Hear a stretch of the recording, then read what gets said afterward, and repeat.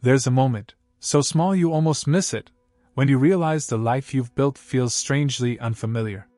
You move through your days, smiling when you're supposed to smile, answering when you're expected to answer, and yet, somewhere inside, a quiet ache grows louder. You wonder when pretending became second nature. You wonder when the performance started feeling more real than the person behind it. Carl Jung once spoke of the persona, the mask we wear to survive in a world of expectations. But what happens when that mask no longer feels like a choice? When the mask hardens into a second skin you can't take off anymore?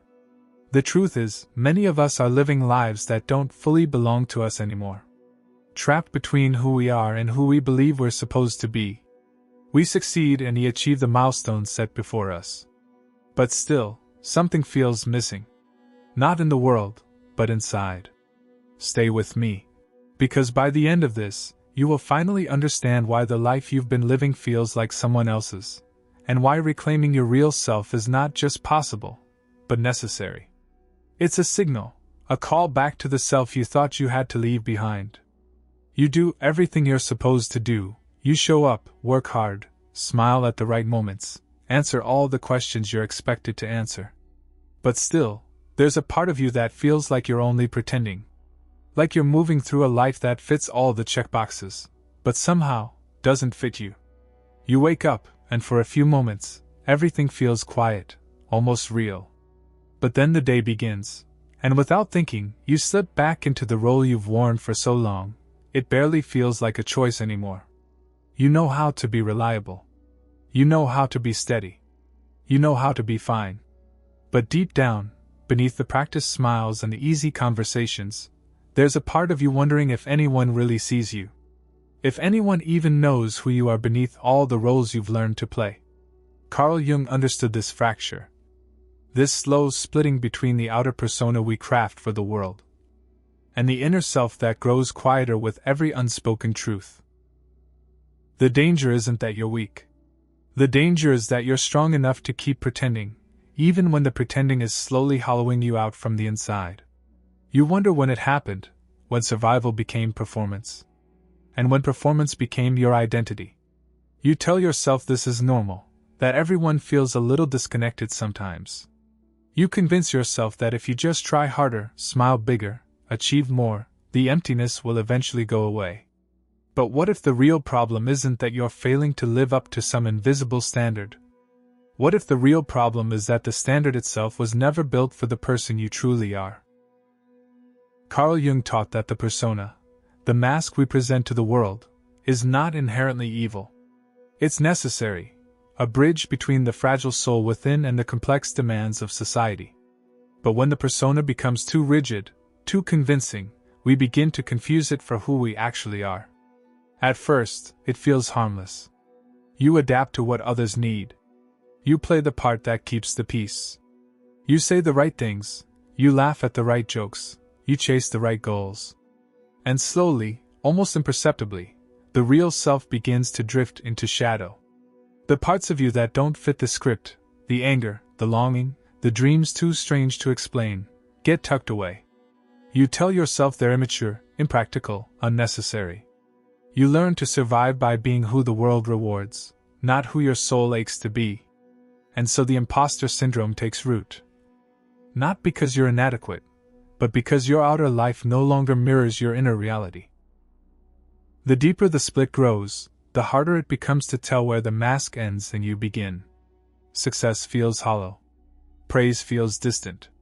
Every achievement feels like it belongs to someone else. You start to believe you're a fraud. Not because you're faking your efforts, but because the life you're succeeding in doesn't feel like it belongs to you. Jung warned that when we betray our authentic self for too long, the unconscious rebels, the shadow, that hidden accumulation of everything we rejected, begins to stir. At first, it's subtle. A sudden irritation at a simple question. A wave of exhaustion that no amount of sleep can cure. A quiet sadness that lingers even on days that should feel victorious. But if ignored, the revolt grows. Carl Jung believed that if we refuse to confront the life we've abandoned within ourselves, it will confront us in ways we cannot predict.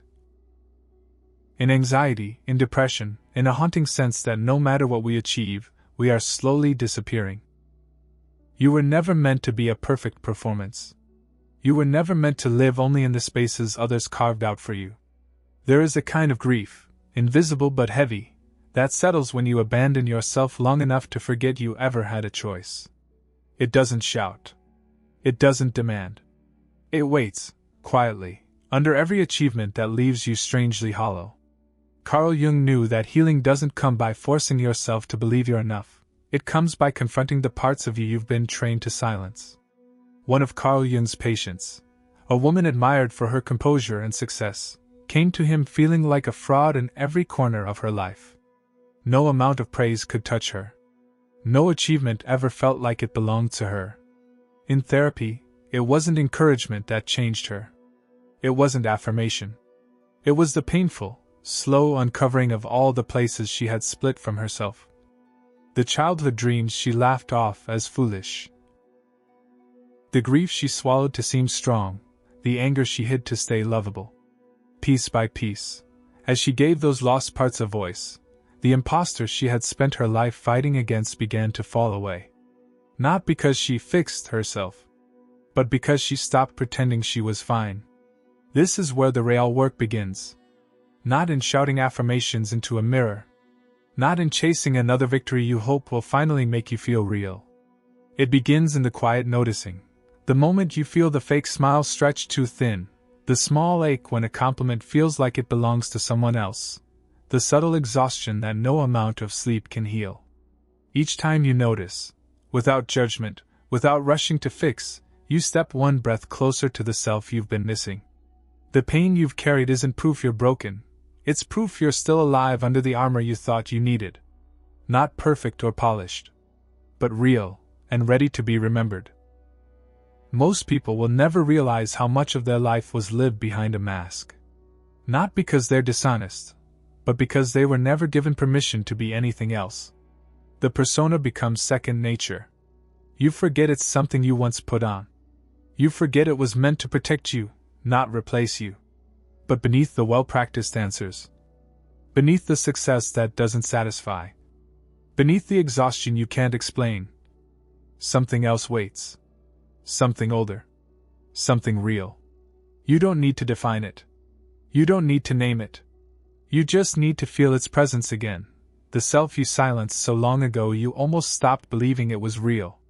It doesn't come back all at once. It returns slowly, in the cracks. In the way your voice softens when you stop performing. In the decisions that no longer need to impress anyone.